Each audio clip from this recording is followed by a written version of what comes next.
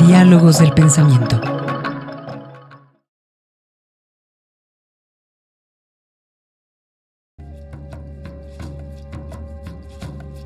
Hernán Cortés, bueno, es un hombre que sabemos que nace en Medellín, Extremadura, en 1485. No tenemos certeza del día, del mes en el que nace, sí de la fecha.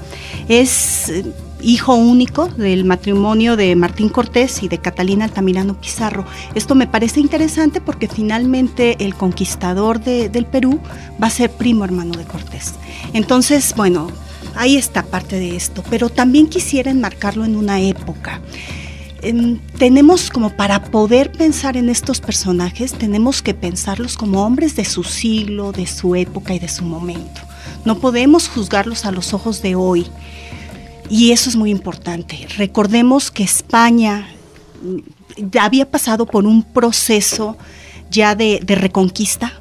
Se empezaba a configurar, España se estaba empezando a configurar como el país más adecuado para, de crecimiento, de identidad. Estaban los reyes católicos que habían nombrado o se habían hecho de un poder real en función de un idioma, de haber logrado reunir el territorio, de haber expulsado a los moros y a los judíos.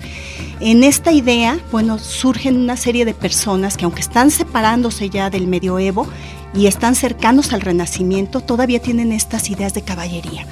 Eran caballeros preparados para la guerra, y esto le da un plus a España. Con esto solamente quisiera como acentuar esto de que la conquista o el descubrimiento de América en un primer momento era un hecho impostergable. Si no hubiesen sido en ese momento los españoles, hubieran sido unos años después. Si no hubiese sido Cortés, hubiese sido otro. Las cartas estaban echadas. Fíjate que es bien interesante el personaje de Cortés, lo tenemos también que poner en su época. Hoy decimos 19 años a los ojos del siglo. Pero recuerden que, por ejemplo, en el periodo de la conquista, Francisco de Montejo, el sobrino, a los 14 años ya estaba haciendo la conquista de parte de Yucatán. 14 años. 14 años. Entonces, bueno, el que haya venido a los 19 tampoco era... ¡Ay, qué barbaridad! Era jovencísimo. Claro que no, era un hombre hecho y de derecho para la época. Pero pensemos que a los 14 años él sale de su natal Medellín para irse a Salamanca a estudiar Derecho. Esto le da un plus porque aprende latín y lo vuelve, aunque no termina, sí lo vuelve un hombre muy culto para su época. Ahí empieza a demostrar algunas cosas propias de su carácter. Es un hombre aventurero, como bien dices, Almendra, es un hombre aventurero, es un hombre inteligente, es un hombre estratega. Hoy lo tendríamos que nombrar como el conquistador. Para mi gusto es el conquistador. Le dio a España, lo formó como el más grande imperio que ha existido sobre la faz de la tierra. Entonces, bueno, tiene méritos muy importantes, pero también muestra cosas de su carácter. Es profundamente enamorado. Y aquí Cortés efectivamente no termina la carrera de Derecho porque, bueno, es descubierto por un esposo engañado, tiene que brincar por una ventana, cae mal y se lastima una pierna. Esto hace que no se vaya a las batallas en Italia, sino que ya que se recupera, la opción sea venirse a América. En ese momento una América corta, tenemos que pensarlo, con la isla de la Española. Y bueno, se viene con Nicolás de Obando y llega justamente a la Española, que hoy sería la República Dominicana. Con estas ideas hay que decir que ya para 1518, bueno, cuando ya pasa a la isla de Cuba, que esto ocurre unos años antes, que la isla de Cuba se llamaba la Fernandina. Y cuando pasa a la Fernandina, pues tiene una relación muy cercana con el gobernador de la isla de Cuba, en este caso es Diego Velázquez. Y bueno, en 1518, después de 2 viajes anteriores primero de Francisco Hernández de Córdoba y posteriormente de Juan de Grijalva, Hernán Cortés es elegido para encabezar la tercera expedición ya a lo que sería el continente. En el caso de Cortés y de Malinche pasan a convertirse en parte de la historia negra. Malinche, ¿quién es este personaje? Es la cercana, es la lengua de Cortés. Esta mujer que ha sido clasificada, ha sido entendida y comprendida como aquella mujer traidora, la que traiciona, hoy lo pensamos así, al que traiciona a su patria. Yo les diría, ¿a quién traiciona Malinche? En primer lugar, pues es Malinali, que es una chica a la que regalan y a la cual se va a dar cuenta Hernán Cortés cuando la reparte a sus hombres en Tabasco, se va a dar cuenta que habla el náhuatl y era lo que él necesitaba. Él tenía ya una lengua con Jerónimo de Aguilar, pero solamente le traduce del maya al español. Él ocupa a alguien que le traduzca ya a los emisarios de Moctezuma y lo encuentra en Malinali. El caso es de que a Malinali se la regala primero a Francisco Hernández Portocarrero. No sabe de la capacidad que tiene Marina. Y hay que decir algo, Bernal Díaz del Castillo, cuando le regalan estas 20 mujeres, Bernal Díaz del Castillo dice que no son feas, le parecen atractivas. Entonces, yo quiero suponer que Marina es una mujer joven, que eso ya la hace bella, y aparte de todo, pues parece que sí lo era. Y la regala a Francisco Hernández Portocarrero cuando se da cuenta de que tiene la posibilidad de hablar náhuatl. Decide en ese momento, ya cuando están en Veracruz, enviarlo a Francisco Hernández Portocarrero con la primer carta de relación a los reyes españoles, en donde se deslinda totalmente de Diego Velázquez y toma como mujer a Marina.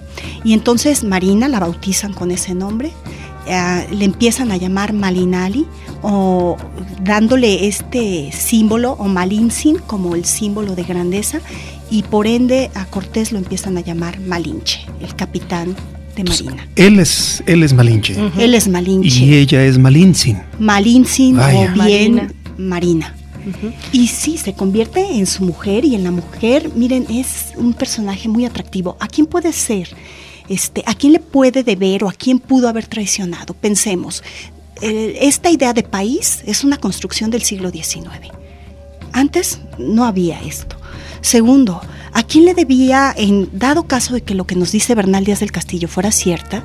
Pues es una chica a la cual regalan, o sea, como que amor a como a quién. Uh-huh. Y segundo, son vistos igualmente los tlaxcaltecas. Bueno, pues tenían ellos un enemigo común, que ahorita no los podemos pensar con la idea que tenemos hoy. Tenemos que ubicarnos en su tiempo y en su espacio. Y esta chica lo que hace es tratar de sobrevivir. Exacto. ¿Cómo se empieza a gestar? Bueno, pues gracias en mucho a los trabajos de Fray Bartolomé de las Casas. Fray Bartolomé de las Casas, si bien es cierto, es el gran defensor de los indios, también Fray Bartolomé de las Casas pues empieza a hablar de todas estas historias negras de los españoles, los cuales también tenían parte de razón. No estoy diciendo que los españoles hayan sido blancas palomas o que Cortés haya sido un hombre bondadoso, claro que no, Cortés es un hombre de claroscuros. Pero se empieza a gestar su historia a partir de los escritos de Fray Bartolomé de las Casas. Poniéndolo en dimensión, pudiéramos decir que hay autores, cronistas de la época colonial, no sé, se me ocurre Juan de Torquemada, se me ocurre Rivadeneira, se me ocurren varios que hablan de Cortés como este hombre esforzado.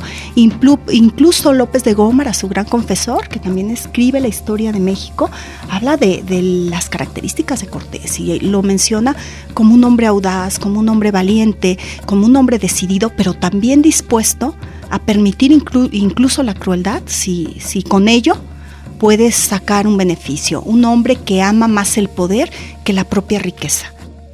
La historia oficialista se convierte en esta historia de bronce.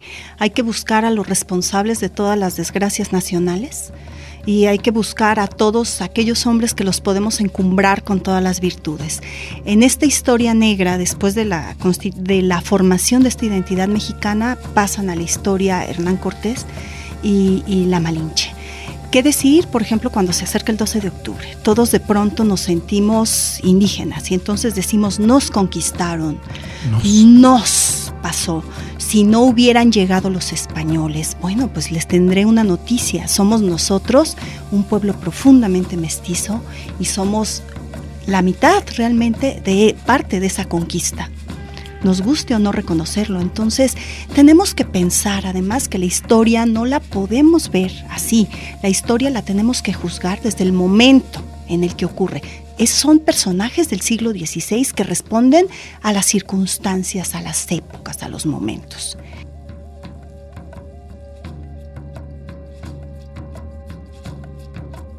El hecho de que cómo nos llegan estas historias, pues la importancia que tienen los cronistas de la época, ¿no? Es el mismo Cortés narrando, pero que cada quien tiene una intencionalidad, ¿no? O sea, Cortés lo narra de una forma y tiene detractores.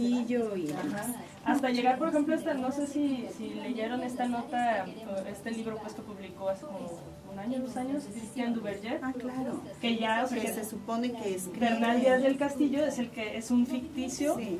que en realidad, bueno, su teoría es que la verdadera historia la escribió Hernán Cortés. Ah, carajo. Sí, claro, y que fíjate que es bien curioso. Antes sí es cierto que hay una parte del pueblo que odia a Cortés, pero es hasta el siglo XIX cuando se construye esta historia muy negra. Porque durante la época colonial, obviamente los que escribían era gente española, era gente criolla, que incluso, por ejemplo, Fray Juan de Torquemada, Rivadeneira, lo van a nombrar como esforzado, como un guerrero, como Que también, que por ejemplo, o sea, de ahí la importancia como de los cronistas, porque en sí toda la mala imagen de Hernán Cortés se funda en lo que escribe Bernal de las Casas. Ah, va. Chavos en la primaria y secundaria, a mí se me hace que ya ni lo conocen. Yo creo. ¿En serio? Es como Porfirio Díaz, lo acusan de todo, sin saber de qué.